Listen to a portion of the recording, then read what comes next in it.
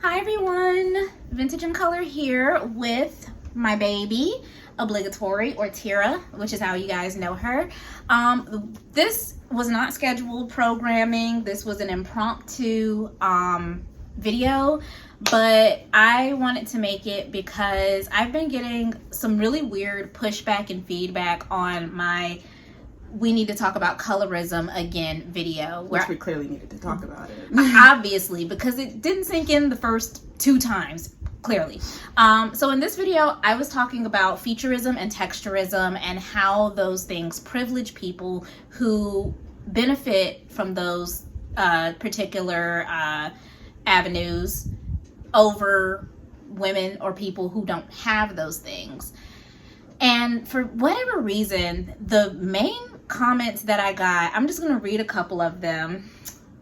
And y'all tell me if any of this makes any sense. I mean, some of y'all might understand. I don't. Great video, but these are mixed women. I was confused too. I was confused because you kept referring to biracial women as black when in fact they are biracial. The colorism point still stands and they benefit from it. Exactly. So what are we talking about right now? But you refer to them as black when they are indeed biracial. She's not black, she's mixed, aka biracial. First of all, who? Because I talked about 5 different women. So that. Oh, and then she goes on to say, stop being self-hating and claiming women you don't look like is black. So actually, Pretty Little Reality, let's bring you to the front and address you first. Okay? So I took a look at your channel, and your username, Sweet Pea, is light brown sun-kissed, which tells me everything I need to know. Babe, would you say she's your complexion?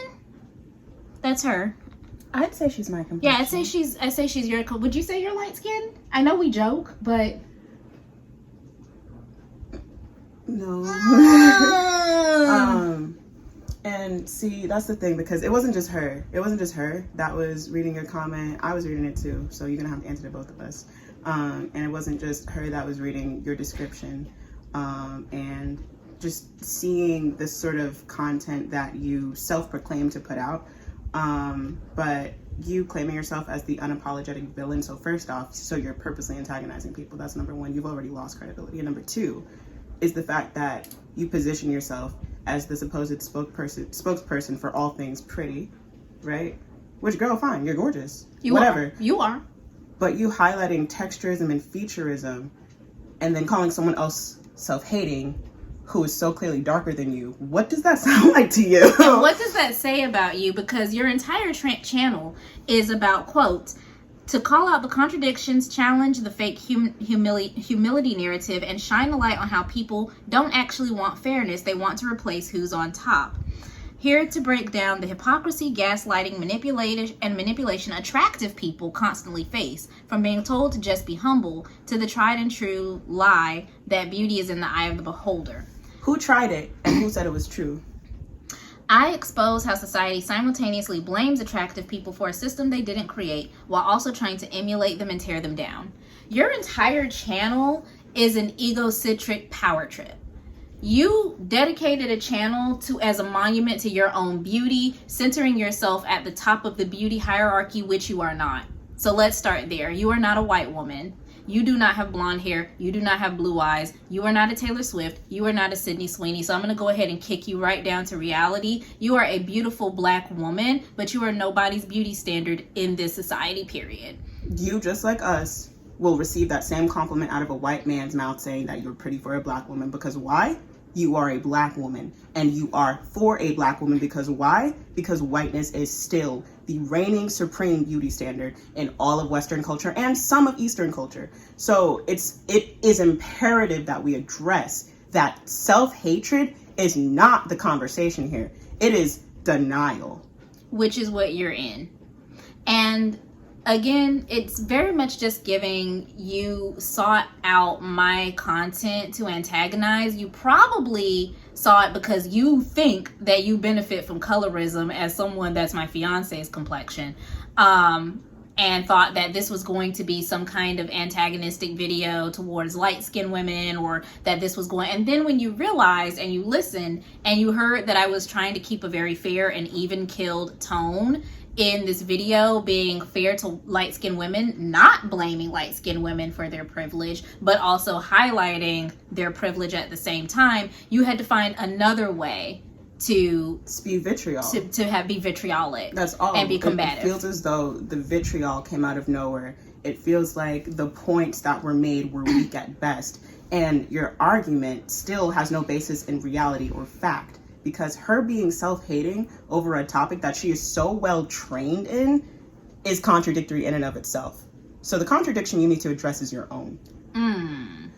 And also, one more thing. Show me where on the map biracial people originate from. They're biracial, so where is biracial?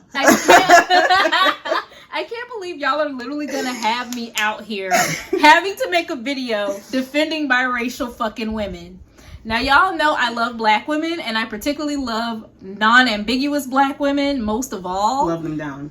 But unfortunately, you guys have forced my hand, and we have to address the complex feelings and ideology that black women, non-ambiguous black women with two black parents, have about, which I also do too, by the way. And but that's somehow I'm lighter.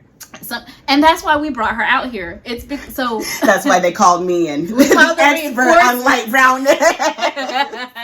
My baby knows we tease her about being light-skinned all the time. I know that she is not a light-skinned woman. Not even close. Not even Baby close. girl. Especially in comparison to black women out here who have literally butter pecan brown skin. But she both has two black parents. And you talk about that, baby. Two fully black parents, as in the furthest back I can trace them back to. My dad's lineage is 1901, and my mom's, as far as I know, originated from American chattel slavery. So black parents in the blackest form of the word. As in, I can't trace my family after a certain point because that is the black American experience. And somehow I have still turned out to be a lighter color. On the inside of my wrist, you can see I have yellow undertones, right? If you were to look at the inside of my thighs, if I were to stand in the sun, you know, I don't have that same ichor that darker women would have, right? So, but does that make me mixed? People ask me sometimes, what are you mixed with? And it's insulting to me, not because of the categorical mixedness, biracialness that people address when they want to speak to beauty, but because of the fact that black Americanism is something that is undesirable to be. And so when they're complimenting me, their first attempt is to ask me what I could possibly have other than blackness. Which we talked about in the first video. And so as you can see between the difference of us, I also have two black parents. We can trace our family lineage back to Nigeria, West India, or the West Indies. My father's side, we go back to the 1700s in this country. We were in the first 13 colonies. Very first. 13 or 14. Your family founded a city. We literally founded, my family was integral in the founding of a city in North Carolina. Which is one of the first 13 colonies. Like, we go way back. But between the two of us, you can see I have a much larger nose. I have slightly bigger ears. She has fuller lips, but she has a smaller nose. Her cheekbones are more defined. I have smaller eyes, like things like that. And things like that would categorize her. People would paint her as being exotic or other because she has just enough differences from what we would typically consider Afrocentric features to where people feel the need to exoticize her or other her from her blackness. For me, when I get compliments, there is no, what are you mixed with? Oh, where are you from? Nobody thinks that. I'm just a pretty black girl. Exactly. For her. I struggle to even claim blackness in public through compliments because people that's not even their first mind when they address me. And don't people call you light skinned based on what they want when they're trying to get something out of you? In New York. In New York, I am weirdly enough considered light. I have cousins. If my cousin's watching, hey Hi, girl, Tati. hey. I have cousins who are much lighter than I am. They would be considered light skinned, right? Still black. I believe she's Latina and black. I think her dad might be Puerto Rican. or Afro-Latina. Dominican, but she's Afro-Latina. Afro being the operative word here. So when we address these things, we have to realize biracial is not its separate subject, because biraciality cannot exist without race. Ooh. Right? Biraciality cannot exist without the races that are within that person's identity, which means that they still suffer from the very same pitfalls, the very same oppressive factors, whether they benefit from them or they're oppressed by them within those races that they are a part of. Yeah. So you can't cut someone out because they're quote unquote mixed. As much as the black monolith that we have had to survive, every last one of us in the black diaspora, as much as that exists and makes us want to think that one way or another we're better than someone because we're lighter or we're darker, because we're mixed or we're not mixed, because we're this, we're that. We have features, we've managed to survive the white supremacist machine that's wanted to tear us down or uplift us. Just because we managed to survive, that is not the goal. Mm-hmm. Survival is not the goal. Thriving is. Thriving. Not if we have the privilege of not having to consider our race the way that ruling class of white, I'm not talking about the race of white. The class of whiteness gets to live with every single day. They get to opt out of racism. If someone insults us, we can't even be sure that it doesn't have to do with our race. Right. That is the privilege that they have and the oppression that we have. Mm-hmm. We can't be sure that if someone slights us, it does not have to do with our race. Yeah. It's that fact that you have to wake up with every single day. You have to recognize being mixed. I want to get back to the point. Being mixed. You're doing a good job, baby. Thank you. Is not separate from blackness. It's not. It is by proxy how black or black you are not. Mm-hmm. That is the realm they exist in. Proximity to whiteness versus proximity to blackness. And everything in between still has to do with those two races regardless. Yep. Everything. Literally everything. Literally everything. For whatever reason, black and white are the two ends of the spectrum, and it's a sliding scale in between them. That's why when you have ambiguous women, like some of the women that I highlighted in the video, they end up falling under this other category, whereas they tried to make Lena Horne Latina. They tried to make Donna Drake into a Latina woman. Because, you know what I'm saying? We're working along that sliding scale, but I want to get back to, so the reason why I think there's two things at play here, I believe. One, black women's need, or their need to defend their blackness and hold tight to that identity, because it is something that we constantly feel is being stripped from us.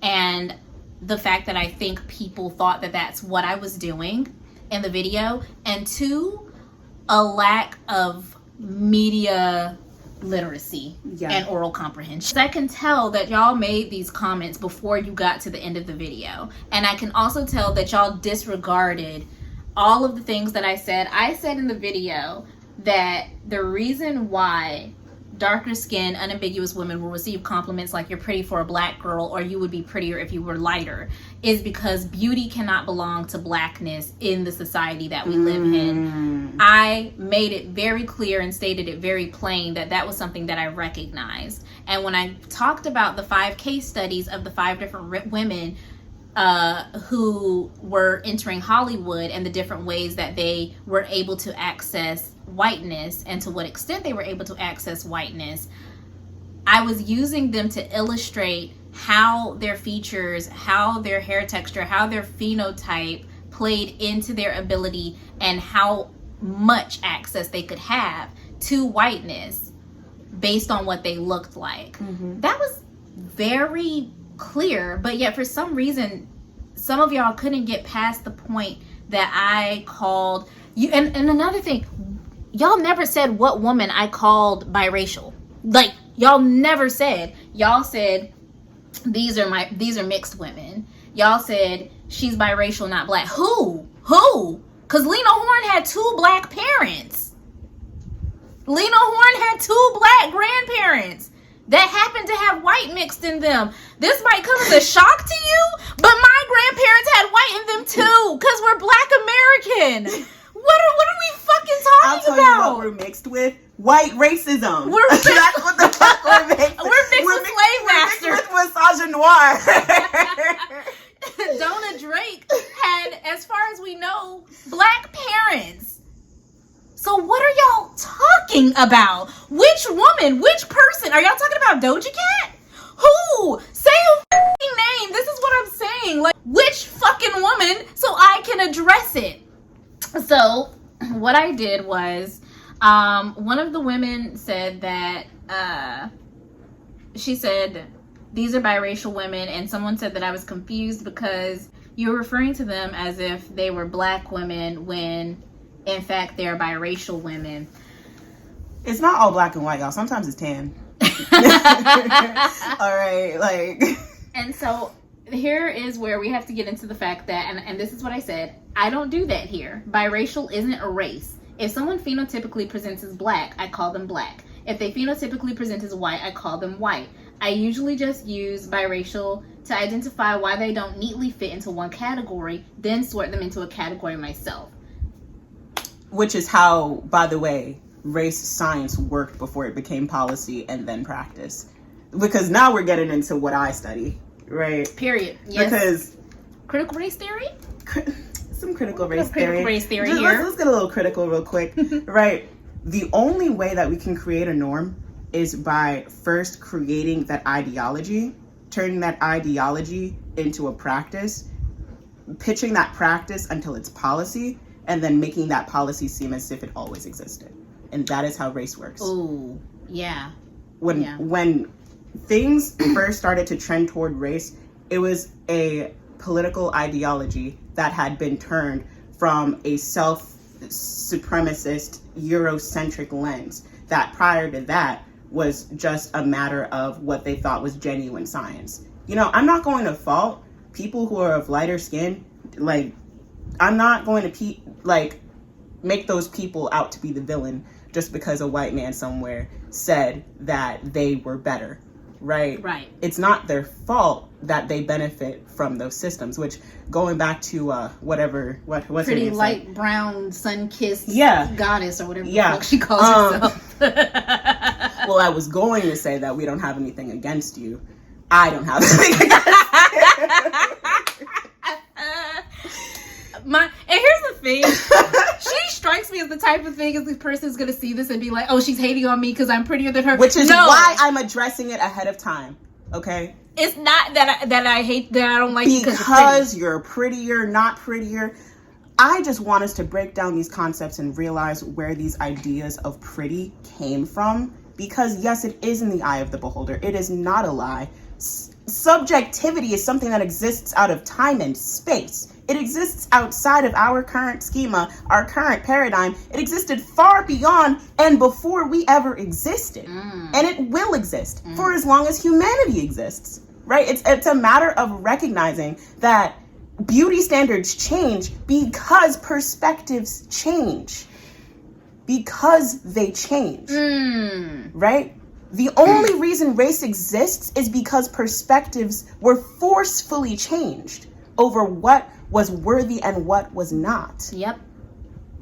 Beauty is in the eye of the beholder, and for right now, in our current window of life, these short 100 years, unfortunately, whiteness has self-proclaimed itself as beauty as standard. the beholder. We are being beheld by whiteness. Ooh. Baby. We are being beheld.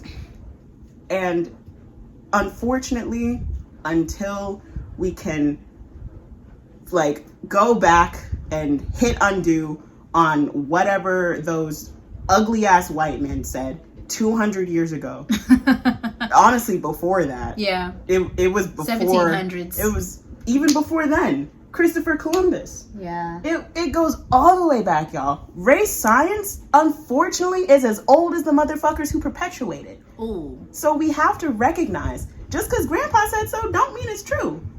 But because grandpa is the patriarch of the family right now, that's who we are. That's the house we live in. Yep. All right. Period. Ate that up. And back to you, light skinned, loose haired, whatever the fuck you call yourself. I'm so sorry. I'm trying to keep it professional, but it's very funny. I just want to say that just because I didn't create a channel to suck my own dick about we can't how say that on YouTube. I'll bleep it out. About how pretty I think I am and how the rest of the world is trying to make me feel bad for being pretty. Oh, poor me. I have pretty privilege. First, girl. I could really eat you up, girl. Oh, because making a whole channel as we speak, because making a whole channel dedicated to the pitfalls of pretty privilege, you know how you sound. Shut the hell up. I didn't have to make a whole channel centered around myself and how cute I think I am in order to demonstrate that I have self-love. I do that every morning. Every morning, I can attest. She is gorgeous from the moment she wakes up. Stinky breath, pretty eyes and all. All right. I do that every day. I'd be loving on her so bad. I smell that breath on purpose. I make her uncomfortable. I'd be in her face. Good morning. Y'all, we are sickeningly in love. I love myself so much that I found myself in another black woman so I could love me even harder. And then I loved her just as hard. Shut up. First of all. This is why we have such frustration with this comment. Because our self-love is so strong, we feel insulted. Right, and that's what insulted me. Don't you ever comfort my self-love, bitch, in your life. Because what I didn't do is build a platform on how cute I think I am. I just am. And sometimes pissing me off. You just need to be. You just need to be. Like not you do whatever the hell you want to do with your life. You're a grown-ass woman, we're grown-ass women, right? Obviously. We're not trying to grandstand and say we're better than you because we haven't made that, it's not all of that, right? Do whatever the hell you want. It's just when you start antagonizing people, freedom of speech, but not freedom from consequences. Because I'm so sorry.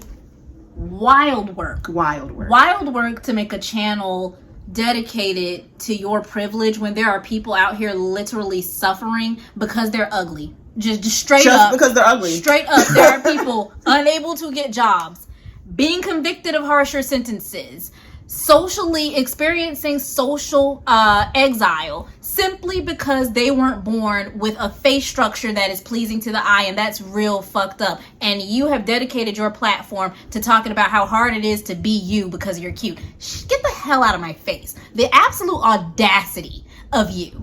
The absolute audacity of your privileged ass. If you're pretty, you're pretty. And you are a gorgeous woman. Gorgeous. But let's not sit here and act like you're doing something for somebody by talking about how privileged you are. You know what you fucking sound like? Poor little pretty me. Poor little pretty girl. Everybody's mad at the pretty. Shut the hell. Who cares? It's the same thing that I'm going to go on a little rant right here. It's the same thing that pisses me off about skinny women making it their life's mission to talk shit about fat women, because particularly skinny black women do this. And I know because I've been that, because all my life I've been skinny. Skinny black women who talk shit about fat black women because they're mad that they can't gain weight, and so therefore they can't enter into that version of the black beauty standard, because the black beauty standard is having a hyper curvy body, and because they can't get out of the size 0 to 2 category, they're mad at fat women and curvy women. So they take every opportunity to talk about how they can't stand fat women and this, that, and the third, and Lizzo was so annoying and curvy this, and we need to shut the hell up. You are not being discriminated against because you are skinny. Your feelings get hurt because you get roasted and clowned on. Get the fuck over it. Sometimes it's not to invalidate our insecurities. It's not to invalidate the ways that we've been ostracized. I had constantly had my body talked about because I was considered too skinny, particularly for a black girl. I could never get out of the 80-pound weight category. It's only been within the last 10 years of my life that my shape has filled out to what is the desired slim, thick category. And you know what I never did? I never made a channel talking about how fat people and fat women and curvy women are so this, that, and the third because I felt bad about being skinny. I decentered myself. I recognized that I would much rather experience being picked on and, you know, maybe feeling a little bad about myself because I'm skinny, than literally being nailed to the cross every day the way y'all nail any fat woman that dares to have an opinion on the internet. God for fucking bid she come out thinking she looks good in a pair of lingerie or something. That is what you remind me of. Your channel is disgusting to me. Straight up.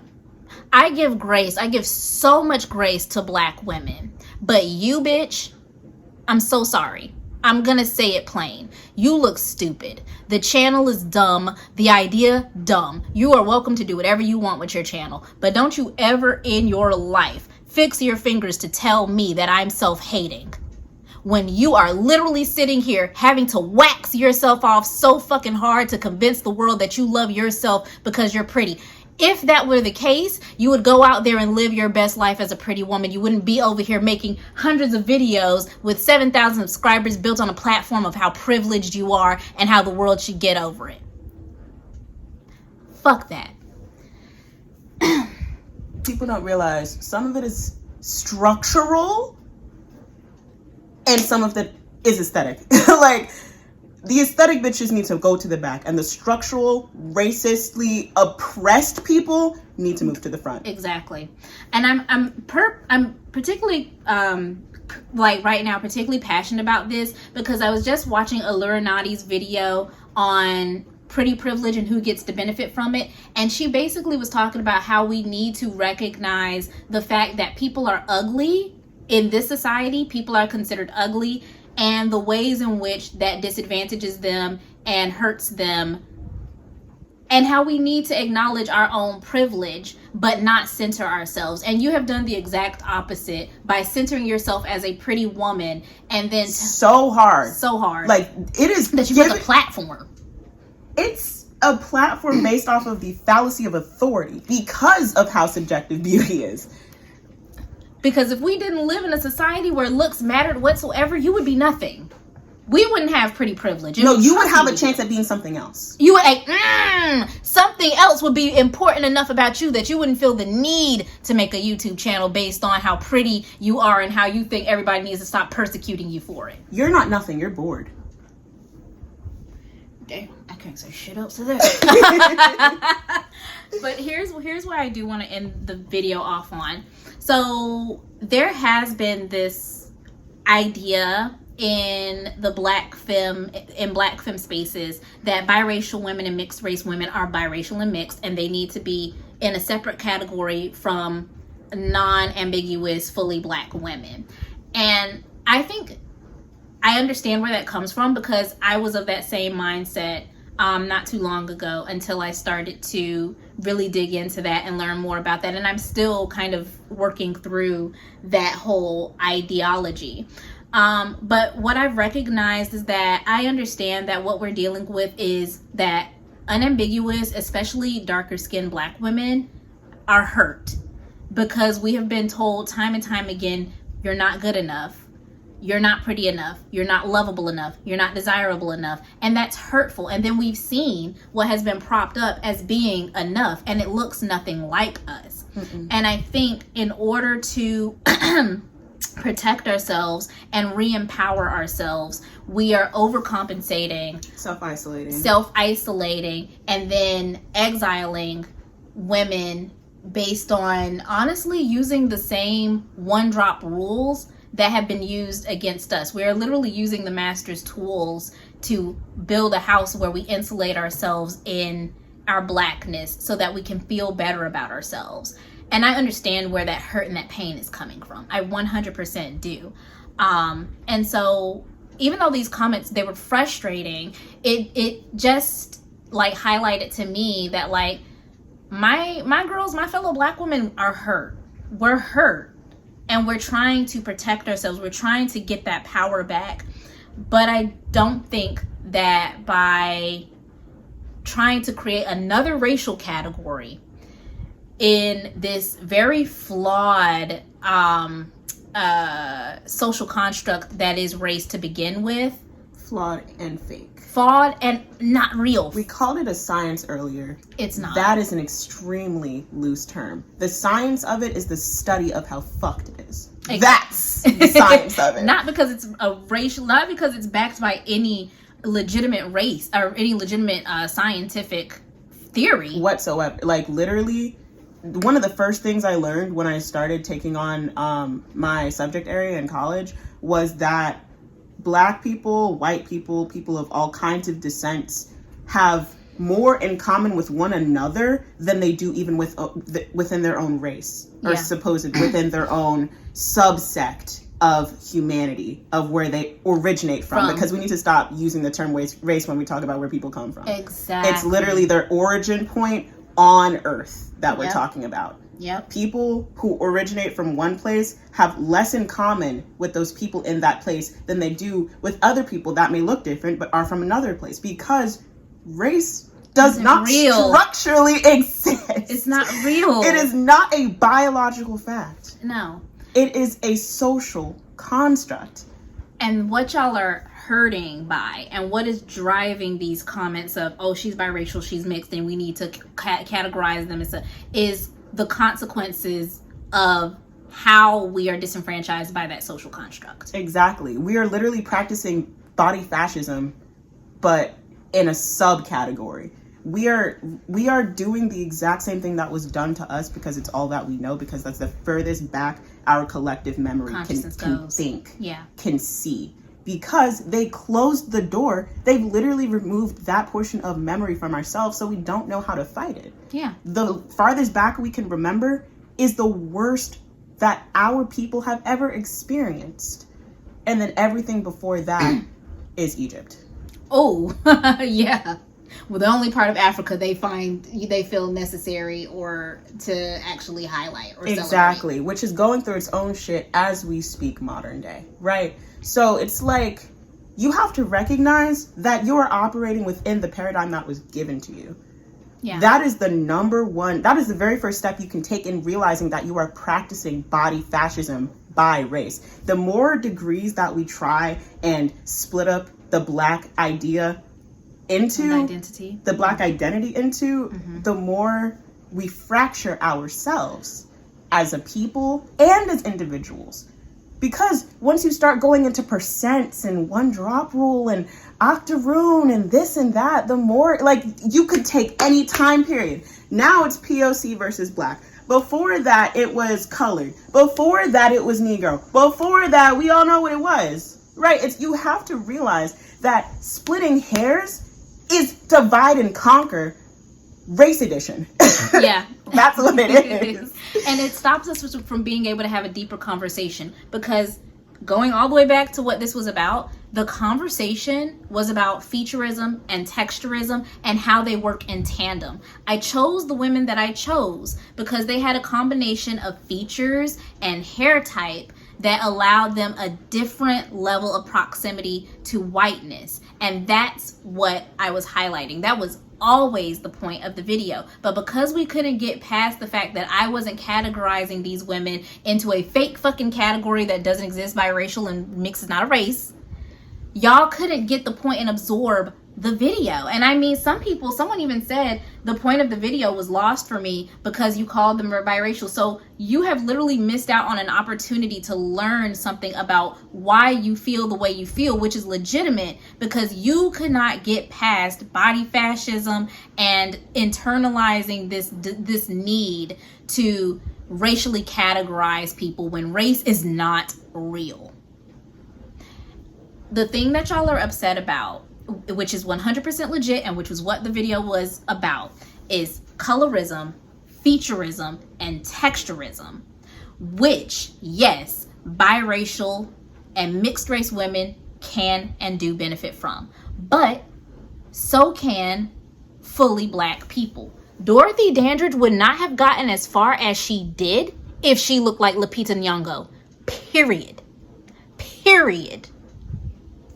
And she has 2 Black parents. And we know that.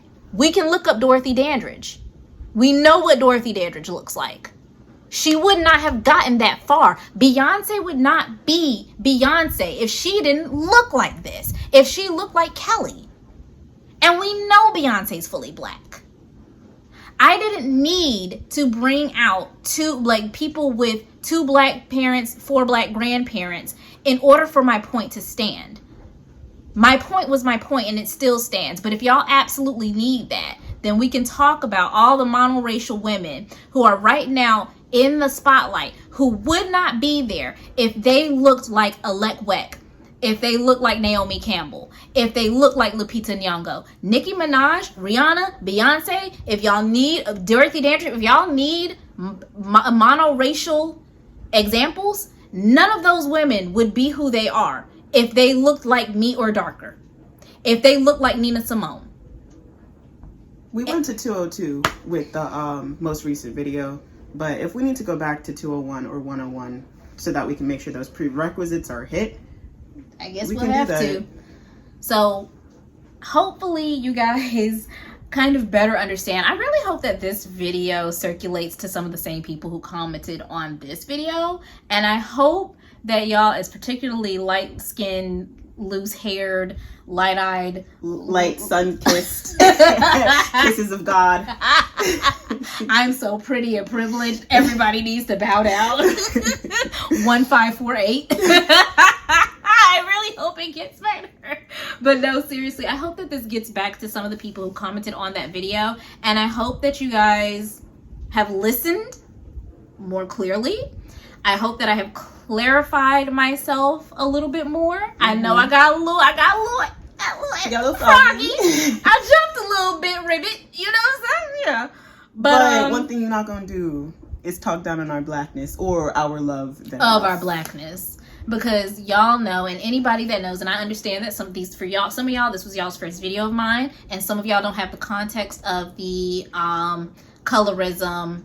The first colorism video, which I also did put in the video, again, critical, but anyway, I did put that video, a screenshot of the first one. So, but I know that some of y'all don't know about that. Let's put it here. But we'll put it here.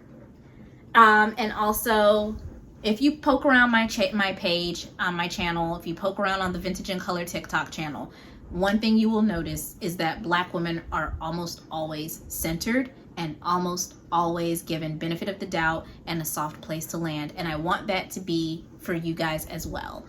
However, no matter how you present within your blackness. Within your blackness.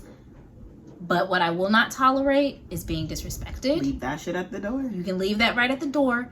And I will hold y'all accountable when I see that you are not doing your best. And y'all did not do your best in absorbing this video. Let's make a good faith effort. That's it. That's all. Anyway, thank you guys so much for watching. I love you all. Bye.